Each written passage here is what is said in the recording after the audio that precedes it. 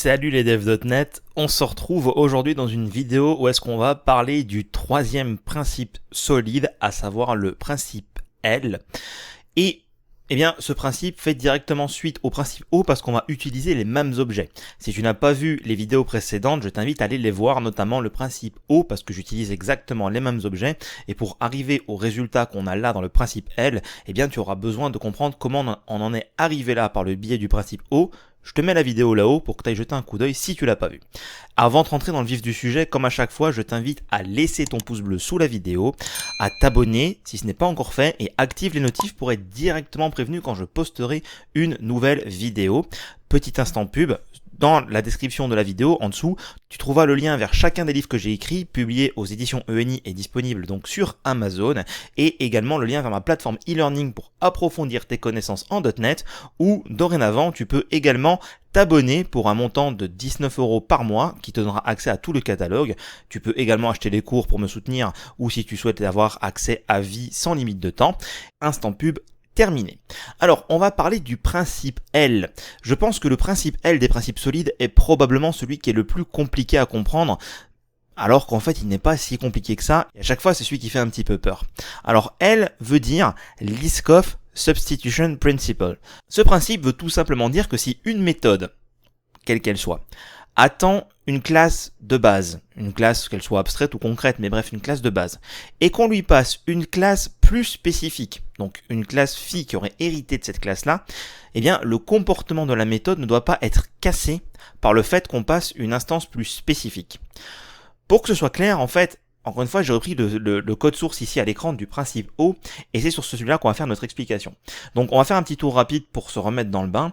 Dans ce code-là, nous avons une classe square et une classe rectangle qui décrivaient comment obtenir la surface de la forme parce qu'elles héritent tous deux de la classe abstraite shape. Et nous avions ici une classe surface calculator qui va calculer la surface d'une forme en particulier. Alors, quel est ce fameux Liskov Substitution Principle? En fait, ici, comme on peut le voir, on a besoin d'une instance de la classe shape. Et comme je le disais dans le petit scénario qu'on avait décrit pour le principe O, l'idée derrière ça, c'est d'avoir plusieurs formes géométriques et de pouvoir les poser sur une carte, un diagramme ou autre. Et on va considérer qu'on souhaite connecter les éléments entre eux.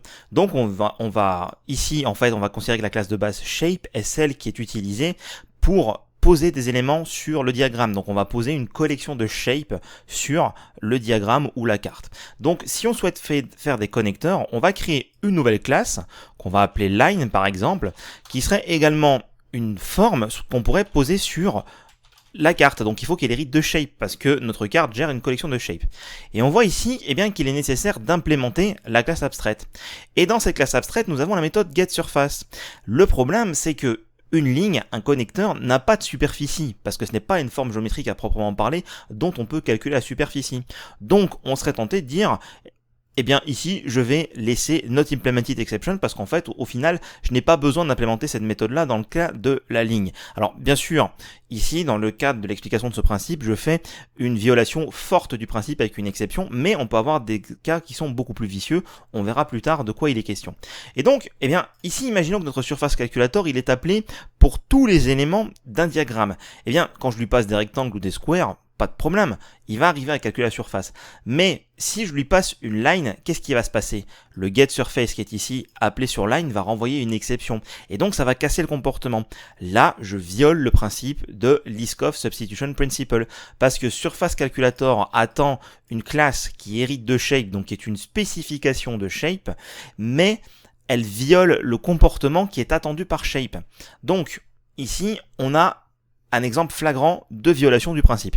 On peut avoir des exemples qui sont un peu plus, on va dire, vicieux. Imaginons que nous avons une collection, une liste par exemple, que nous avons implémentée de toutes pièces, et une liste se comporte en mode FIFO, first in, first out. Le premier élément qu'on ajoute, c'est le premier élément qui sera sorti quand on récupère un élément de la liste. Et parce qu'on souhaite après créer un autre type de collection, qui serait dans ce cas-là plutôt une pile, ou est-ce qu'on aurait une collection LIFO, last in, first out, comme une pile d'assiettes. La dernière qu'on met sur la pile, c'est la première qu'on va récupérer.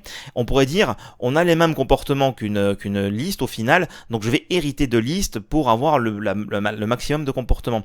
Et là, le problème serait encore plus vicieux, parce qu'en fait, notre classe de base attendrait une liste, et qu'on lui passe une instance de la classe liste ou une instance de la classe pile, stack en anglais, et encore une fois c'est pas possible dans le framework, ce serait bien sur une implémentation manuelle, eh bien on n'aurait pas le même mode de parcours de la collection, ce qui provoquerait un parcours entre guillemets à l'envers avec la pile, qui serait dans le bon sens avec la liste. Et là c'est encore plus vicieux parce qu'on n'a pas d'exception, on a juste un comportement qui est détourné, qui est cassé.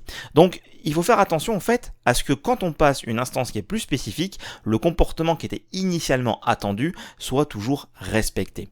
Alors ici, ok, on a vu le problème, quelle serait donc la solution? Eh bien la solution ce serait de dupliquer notre classe shape et d'avoir une shape with surface. Alors ici bien entendu je suis assez brutal sur le nom des classes, on pourrait bien sûr mettre une véritable terminologie en anglais, mais l'idée c'est d'avoir une classe forme qu'on va utiliser pour notre besoin générique de gérer des formes sur notre diagramme ou sur notre carte, et une classe forme avec surface quand on va récupérer ce type de forme en particulier, on sait qu'on peut appeler la surface. Donc notre surface calculator, lui, ne va pas prendre une shape, mais bien une shape avec surface. Et dans la classe de base shape, je vais supprimer la méthode de calcul de la surface. Et je vais faire en sorte que shape with surface hérite de shape, bien entendu, parce que là, je n'ai qu'un seul comportement, mais je pourrais avoir énormément de choses en commun. Et finalement, eh bien, que ce soit rectangle ou carré, il faut que je les fasse hériter maintenant de la bonne classe de base. Et comme ça, je ne respecte bien, en fait, Liskov, parce qu'ici, je n'ai pas dans ma line qui hérite de shape besoin d'implémenter une méthode qui ne me concerne pas ou qui ne m'intéresse pas. Donc, en fait, cette notion de Liskov Substitution Principle va simplement être là pour vous faire mettre en lumière, faites attention, vous utilisez l'héritage en programmation orientée objet, mais vous l'utilisez mal parce que les classes spécifiques changent le comportement qui était attendu pour les classes qui étaient prévues de base. Donc, soit on a quelque chose de brutal avec une exception comme je l'ai montré ici, soit on a quelque chose de vicieux comme je l'ai expliqué tout à l'heure avec la liste et la pile. Dans tous les cas, il faut être très vigilant pour que dès lors qu'on fasse de l'héritage, on ne casse pas le principe qui était prévu dans la classe mère. Par exemple, si vous avez la possibilité de faire un override d'une méthode dans une classe phi, ne faites pas un override pour renvoyer une exception, ou faites toujours attention à ce que l'override soit pertinent et ne casse pas ce qui était attendu par les consommateurs de la classe mère. J'espère que cette vidéo t'a plu. Si c'est le cas, encore une fois, je te remercie d'avance de ton pouce bleu et de t'abonner à ma chaîne. N'oublie pas d'activer les notifs pour être prévenu. Et moi, je te dis à bientôt pour la prochaine vidéo sur les principes solides où est-ce qu'on verra le principe I.